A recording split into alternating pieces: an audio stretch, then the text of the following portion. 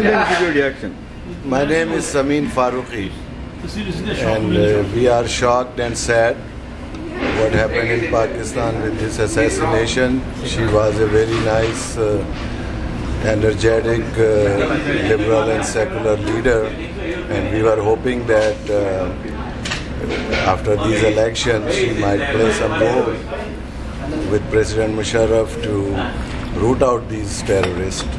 So it is very sad what happened, and it's a very setback for Pakistani politics. So do you see any hand in President Musharraf in it, or do you think he is playing? Why should Musharraf do anything? I mean, he's not getting anything.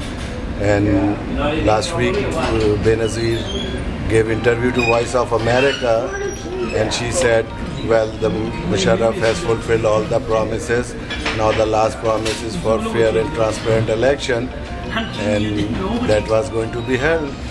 So it is in fact a loss for Musharraf's credibility. He's not getting anything out of it, and everybody knows that Al-Qaeda and Taliban, they were after Benzir. So okay, thank you. Benzir this side, and the news we heard, it's a sad. You know, this is not the right thing to do to human to human. Rest of things we don't know. Okay, thank you. What do you think? Kya bola? Sorry. No, this is sorry. This is bad thing happened. Yeah, that's all I can say. It's not good. Yeah. It's not good. It's create problem everywhere. Okay. Yes. Tell me. Yeah, it is a cowardly act whoever done, and it is a shameful act. This thing should not have happened in the first place. Whoever has done, he should be punished. Do you think that because both the leaders were attacked, Musharraf can have any hand in it, or do you think Musharraf is clean? I don't think that person will be having any hand in it. In Pakistan, there are so many Musharraf. So, madam, will you give some reaction? आप हिंदी में भी बात कर सकते हैं और उर्दू में भी बात कर सकते हैं। बस वही बहुत ही अफसोसनाक बात है वैसे, जिसको सही भी हुआ नहीं होना चाहिए था वैसे। तो आपके क्या लगता है कि इसमें Pakistan women community, I mean she was dedicated for the cause of Pakistani women, तो you think there will be any difference? या हो सकता है। I think personally, you know, it's just a terrible loss to humankind. I mean, she's a smart woman, went in knowing, like I was saying, you know, she knew the risks she was getting into, and obviously she wanted democracy to come back into the country, and this is just a blow to democracy in the world, period, at this point. So how much it is lost to the women of Pakistan? Oh my God, I think this is putting women back 100 years in Pakistan. I mean, you've got a woman who's a family legacy, and now the family is completely wiped off the earth. And it is definitely, I agree with him, it's a cowardly act. I think that elections should be led, you know, on a better level, not like this. Terrorism doesn't solve any problems in any part of the world, whether it be Pakistan, India, Bangladesh. It's not fruitful for anybody, you know. So it's just really sad. That's all. Thank you. Last thing, you tell me how much it means to the women of Pakistan, this loss of Benzir. I just heard this lady saying it took us back 100 years. It moved us forward 100 years. Benazir Bhutto, when she was in power, she actually allowed the butchery of women. A female doctor, Fawzia something, was killed and butchered by her MNA, who went unpunished. Benazir Bhutto elected some of my cousins, Samia Waheed, Salma Waheed, two officers of high positions. They were not qualified to be in those positions. Benazir Bhutto ran a government of cronies who were not qualified, and the kiss of death was President Bush supporting her.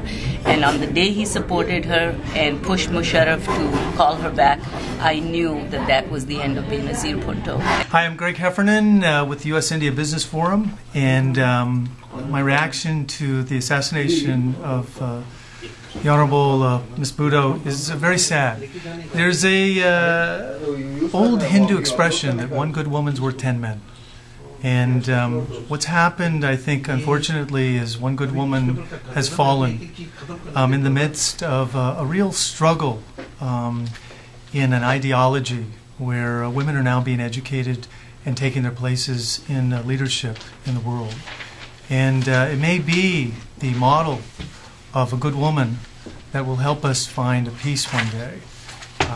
And hopefully this is not the end of that spirit, but the beginning. So I'm very sad about that. My wife is from India. She was born and raised in India, and I have a great love for that part of the world. So our prayers go out to them and to the family and to that part of the world.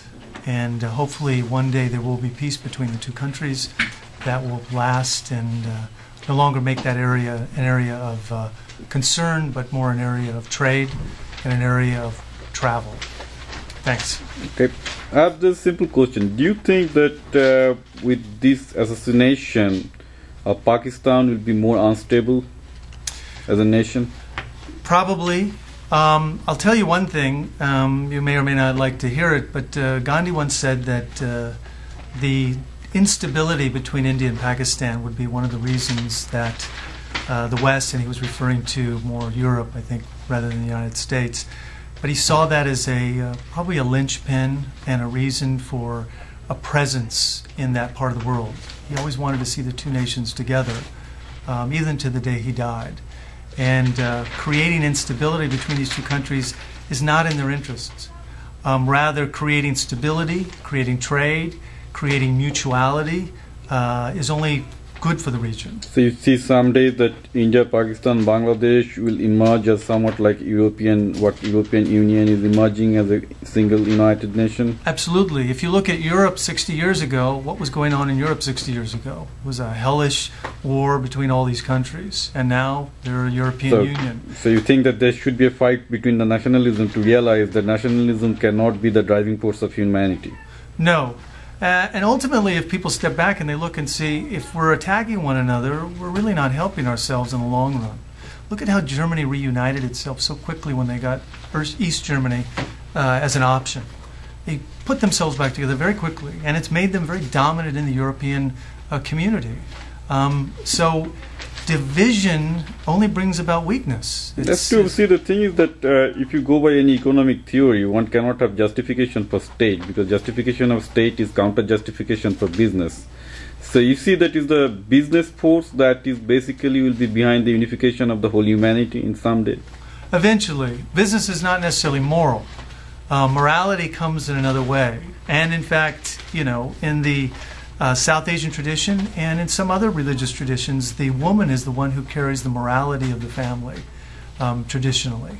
So I think a woman leader sometimes represents that.